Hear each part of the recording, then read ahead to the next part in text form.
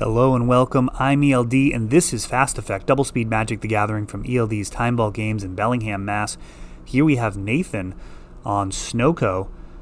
All of these lists are kind of consolidating, trying out new things, generally being applied to the 4-color Oko-based control decks using Arkham's Astrolabe and Snow Basics versus Lucas on Blue-White Delver, a deck that he has been refining, targeting our local metagame. He has some very interesting card choices in there. He's running Wasteland along with Back to Basics, something that has caught many people off guard. Seeing a Wasteland early and tapping out only to get completely wrecked by Back to Basics. We see a Delver on Lucas's side and Nathan using Ponder after Ponder. Often that means he's looking to build his mana base. A lot of the time Control going to be able to hold on to some Ponders until they have a real need to answer something, or he may just be looking for an answer to this Delver, which has not flipped. I will say I've watched a few of Lucas's matches so far, and it does seem like the Delvers don't flip very often without setup, library manipulation like Brainstorm or Ponder. I'm curious about his instant and sorcery count. Jamming the Stoneforge package in there does mean you've got the extra equipment and creatures that do not flip Delver. Arkham's Astrolabe. A pair of Astrolabes here. And all basic so far. Esper on board. Blue, white, black. A couple of Astrolabes. Can cast pretty much anything.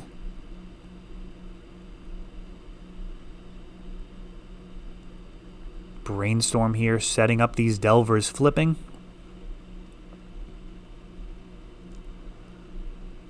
And they do with a Ponder. 6 damage coming in.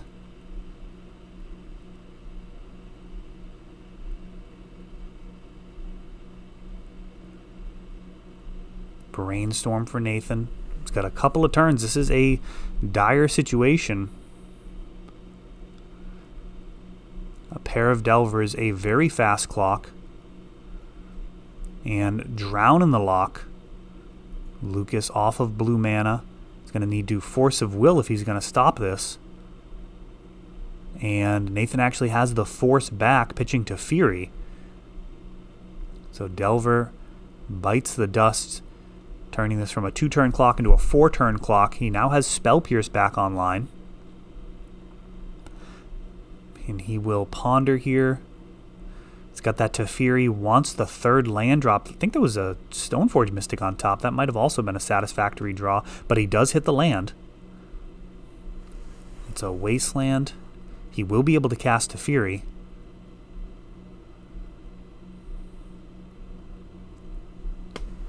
Sends for 3. And we've got a Snapcaster. Gonna do double duty on that Drown in the Lock, but Lucas has kept that blue mana open for his Spell Pierce, which he does. Brushes aside this removal. Nathan does get a 2-1 body out of it, which could prove problematic for this Teferi line that Lucas was cooking up. Ooh, and Nathan with a Teferi of his own bounces the Delver. Lucas now playing at sorcery speed. This Delver could come down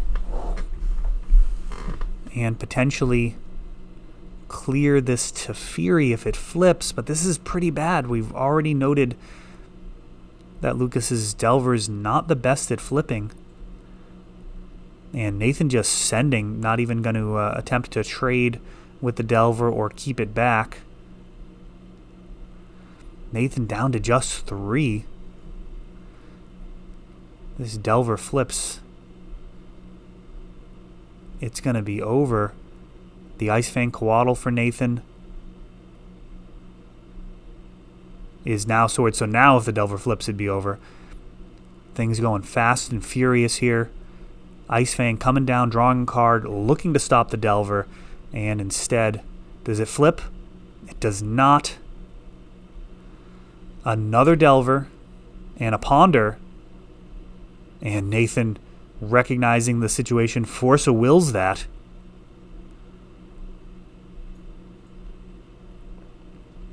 Snapcaster staying home.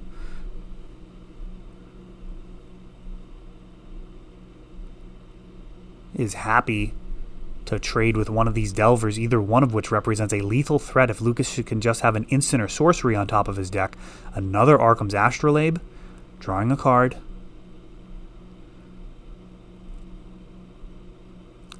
And Nathan opting to bounce his Astrolabe, replay it, get another card.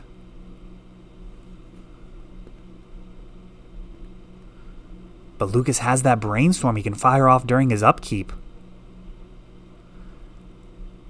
Ice Fang Coatl. That is one blocker. Can he handle this other Delver?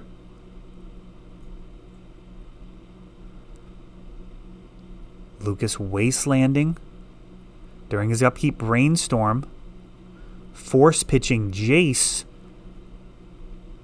Nathan down to 2 now off that Force.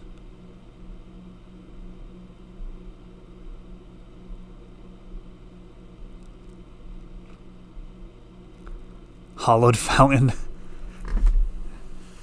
Not the best land here, being at 2. Sword of Fire and Ice and a fetch land. This Sword of Fire and Ice will be lethal. Another Ice Fang Coatl. He uses a Swords now. Lucas is hellbent. Oh, and he's got Snapcaster for another one. And he sends... Now Stoneforge Mystic. Grabbing Batterskull.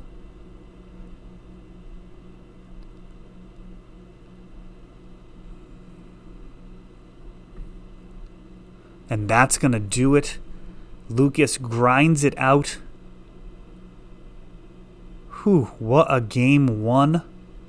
That double swords in rapid succession like that, I'm not sure if that was actually the ideal play. Very interesting.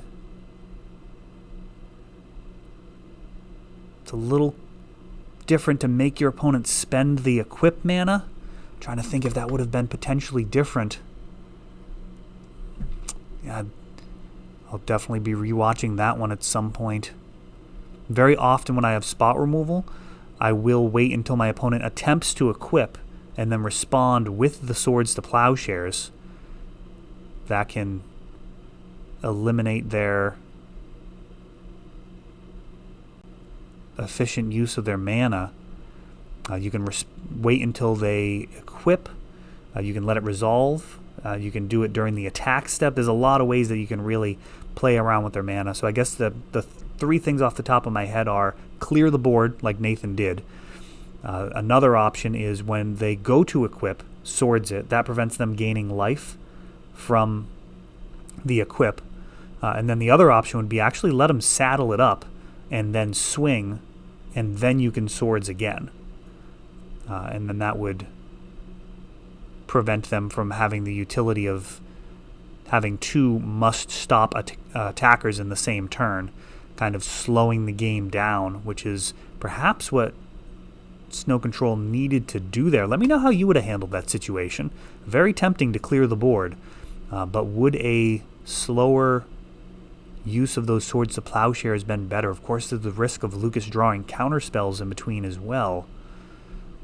So, a complicated situation. I think most of those counterspells would have been soft.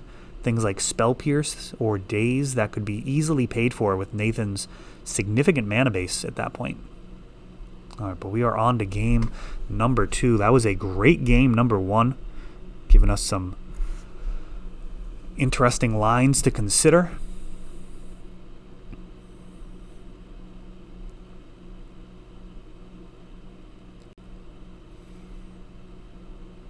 Oko not present in that game, and Nathan actually mulling down to 5 here. So starting out with Arkham's Astrolabe.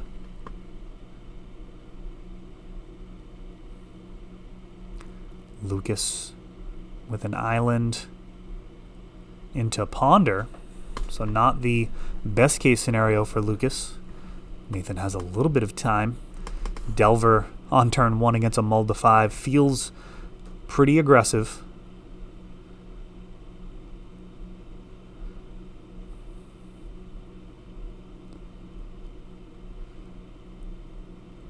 Astrolabe enabling this basic swamp to cast Ponder for Nathan.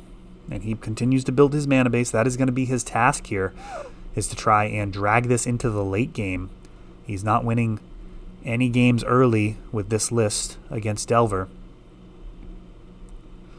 Stoneforge Mystic grabbing a Batterskull. And Brainstorm along with this fetch land.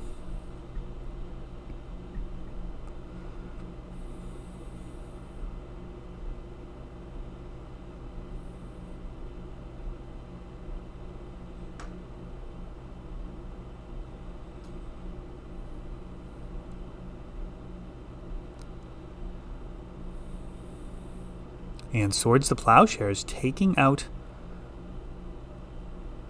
this Stoneforge Mystic.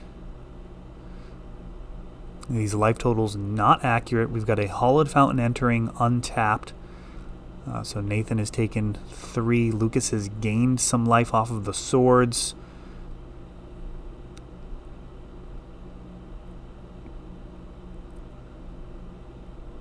And a Snapcaster for value hitting a Ponder.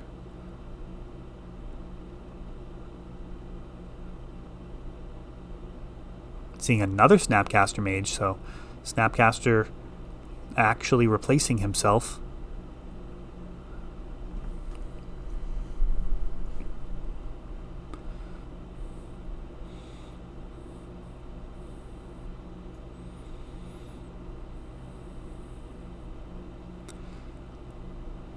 Forest for Nathan, and a Snapcaster into Swords, perhaps?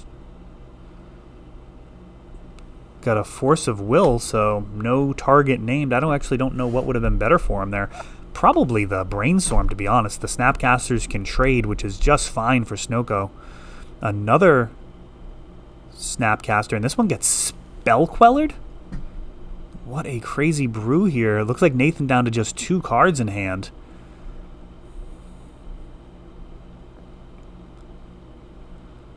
Sending 4. Batterskull being cast.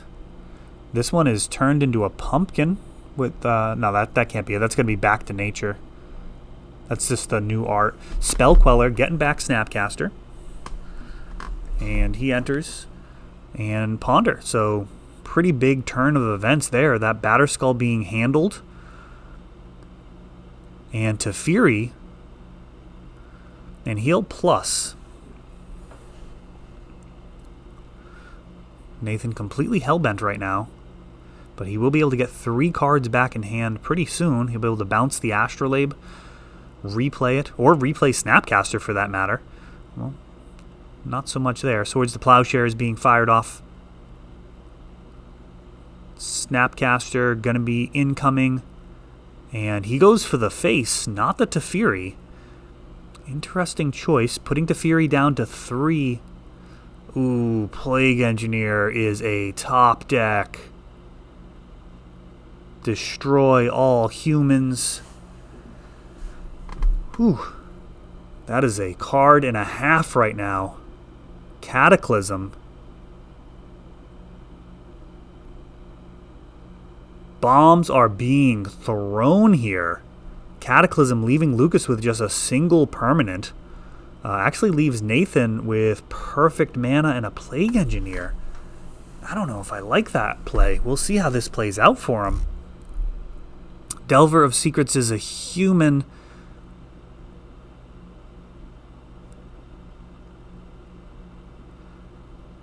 Probably factored into Lucas's line there. I think he forgot about the Plague Engineer taking out Delver as well. Swords to Plowshares clears that Plague Engineer, and now a Delver comes down, so he's got another Delver. Yeah, double Delver after Cataclysm, totally fine, but you got to clear that Plague Engineer first. Abrupt Decay, as Nathan's continued to build his mana base back up here, recovering very nicely from the Cataclysm. Yet another land. Got a Brainstorm with Prismatic Vista.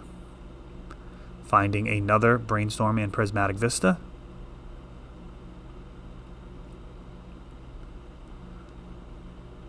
Opting to draw the land for turn.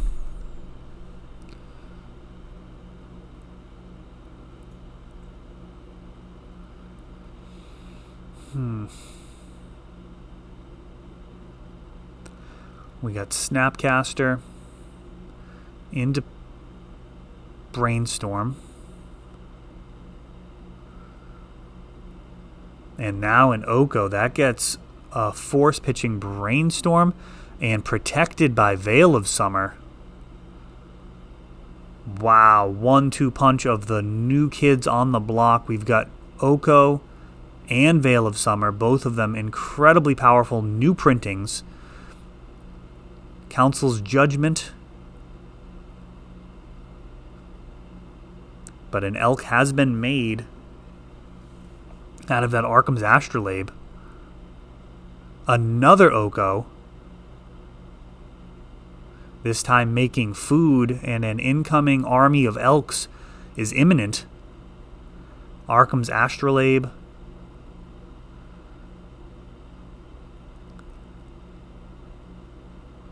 Brainstorm for Lucas, trying to find an answer to this Planeswalker and his elk buddies, but it's a lot to ask.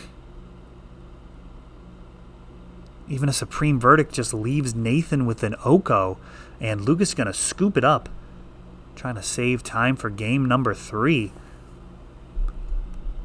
Oko just came down and dominated that game. Well, the second Oko. The first one was actually answered. Credit to Lucas having that Council's Judgment almost saved him, but another Oko just closed the door on him. Oko left unchecked, just so powerful, just a stream of 3/3s. You think about it, like Garruk, the Lorwyn Planeswalker, when he was in Standard, I mean, that guy untapped lands, he made 3/3s, but he wasn't able to make a 3/3 every other turn like Oko does, just ramping up. At least with the original group, you ticked down, then tick up, back and forth. This is just continue the march forward, constantly adding loyalty while adding a stream of elks, occasionally taking out one of your opponent's problem permanents.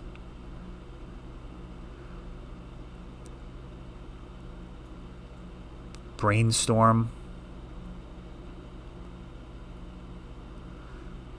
Arkham's Astrolabe for Nathan.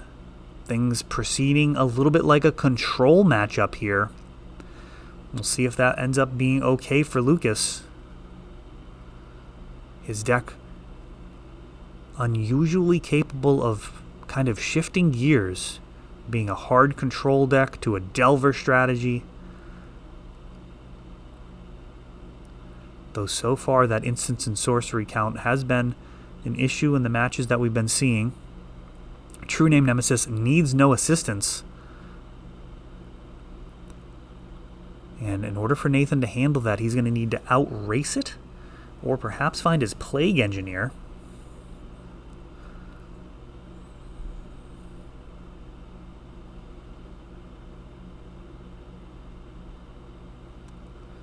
Ice Vancoatl not going to win that race. And he just sends it in there, not going to be blocking this turn. Ooh, Umezawa's Jite. That's a card. That is a heck of a card. And that'll allow True Name to close things out very quickly. And Nathan has the answer in Drown of the Lock, a very versatile card so far. We've seen it's a little trickier to resolve at 2 mana than some of the 1 mana spells that float around Legacy, but being able to answer things from creatures to Umezawa's Jite so far has been good. Councils. Oh, what the heck is that?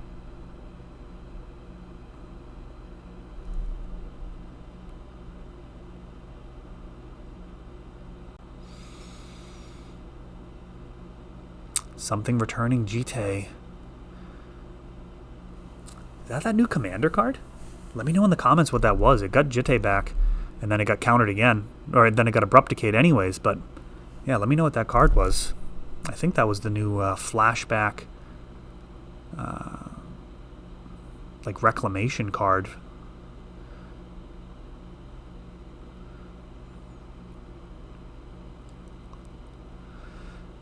Continues to send.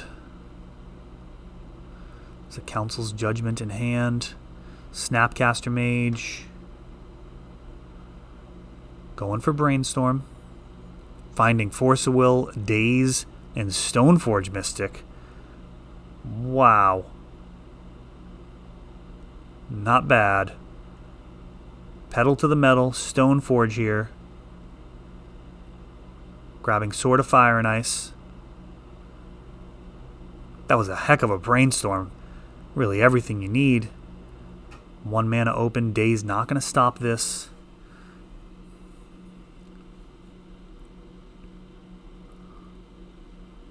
Daze probably more valuable as a blue card. No, he's actually going to stop the Brainstorm. He's going to trade it 1 for 1.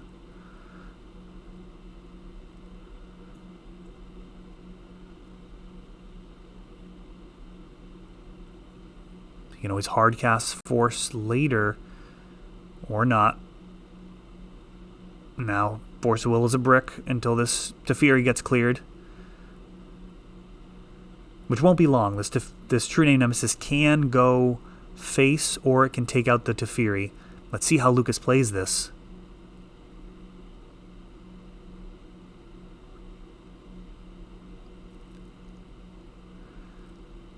So he's got Sword of Fire and Ice in hand. He can put it down, equip on True Name.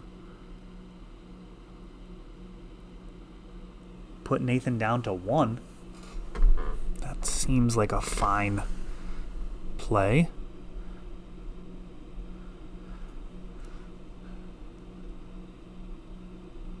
Abrupt Decay could be a problem card, but I mean, if they've got answers, they've got answers. You just got to keep throwing stuff at the wall until something sticks. We got to be approaching the time limit here in this match as well.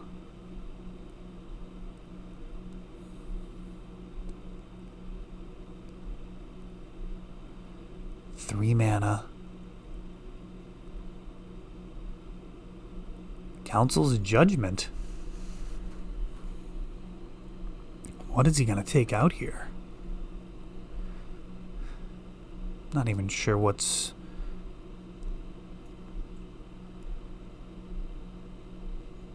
better than the Sword of Fire and Ice. Seems like the most important card to me. Plus you draw a card off of it. He takes out the Ice Fang.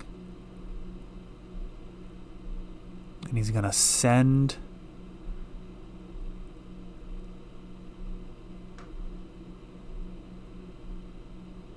Sending with everything. Swords takes down the Stoneforge Mystic.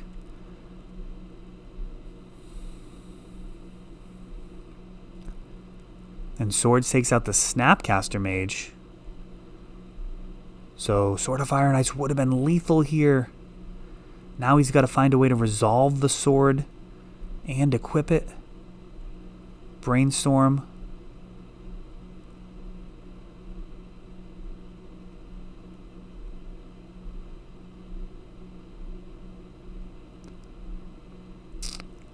Dead of Winter clears the True Name.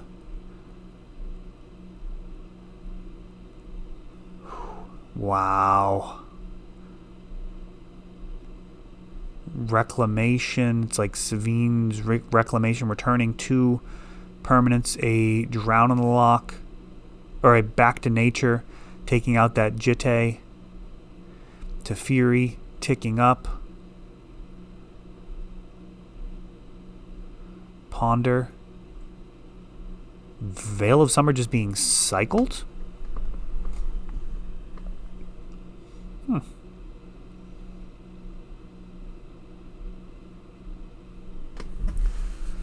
I don't understand the timing on that one. Guess it doesn't really matter.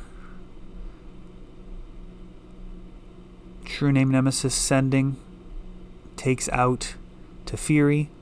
Stoneforge Mystic resolving. Getting Batterskull.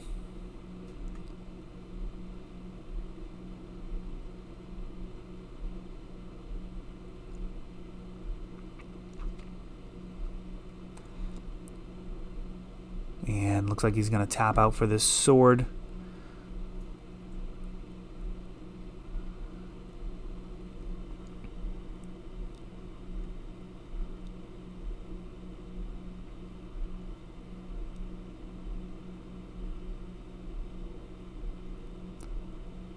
Teferi, that gets forced. And Plague Engineer takes down the True Name Nemesis.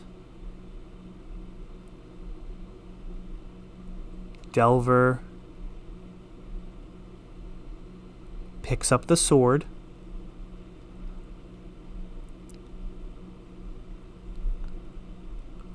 Surprised Lucas didn't opt to send with the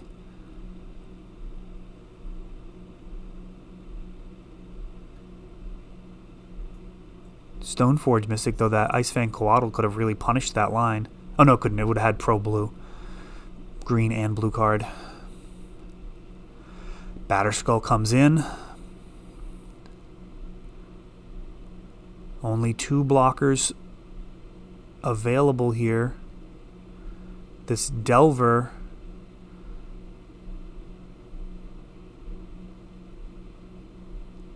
let's see how he swings. Plague Engineer can trade with either one of these, as again Delver has not flipped. If Delver flipped, this game would be over. It'd be flying, go over the Plague Engineer. Coatl couldn't block it thanks to the pro blue from Sword of Fire and Ice.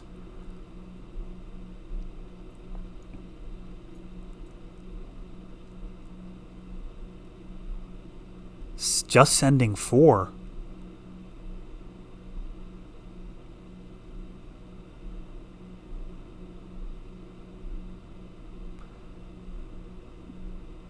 Opting to trade with the Coatl, keeping that Plague Engineer around.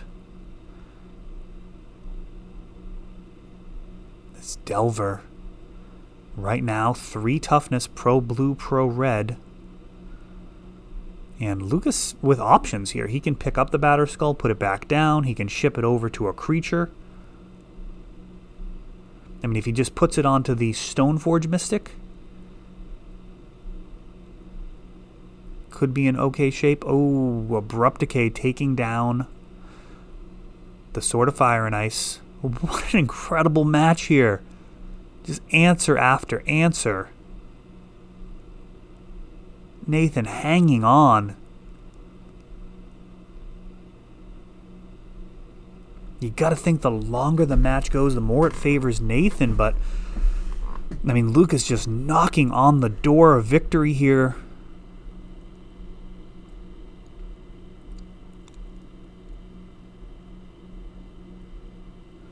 Got to imagine during the end step we're going to see Batterskull reset. Not a ton of reason not to do that.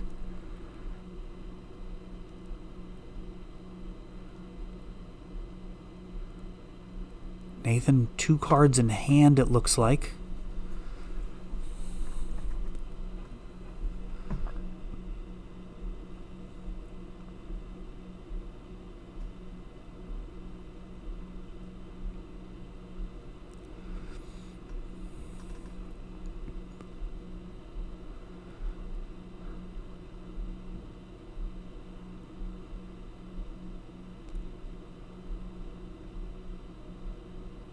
Turn 2, so we are in turns here.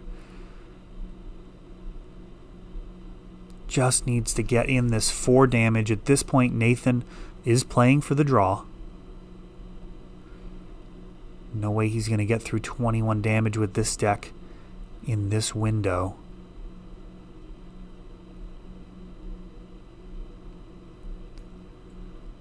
Prismatic Vista.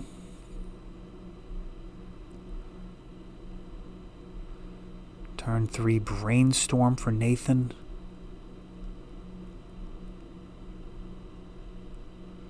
Staying pat with his hand. Drawing 3, putting 2 back from what he drew, so he's got to be happy with what's already in hand. 3 mana Oko. Now Batterskull comes down.